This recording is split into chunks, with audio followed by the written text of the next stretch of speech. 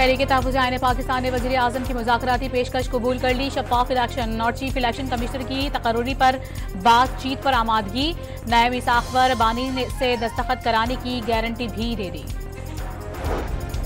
PIA की निजकारी कामयाबी से मुकम्मल। एयरलाइन 35 अरब रुपए सालाना खसारे का शिकार थी। वज़ीर आज़म ने तमाम फैसले वसी तर मुल्की मफाद में करार दे दिए।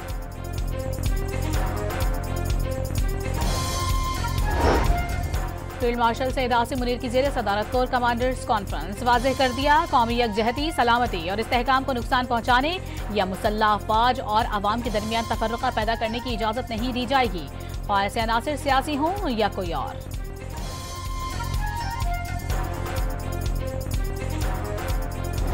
मुशीर वज़ीर आज़म राना सनाउल्लाह सियासी क़ुव्वतों के दरमियान बातचीत के हामी। वाज़ेह किया, सियासत और जमहूरियत डेडलॉक से नहीं, मुज़ाकरात से आगे बढ़ती है।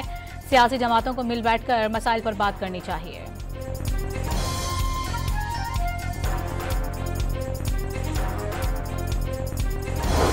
मुशीर निजकारी मोहम्मद अली की ज़ेर सदारत निजकारी कमीशन बोर्ड का इजलास। PIA के लिए आरिफ हबीब कंसोर्शियम की बोली की मंजूरी दे दी गई।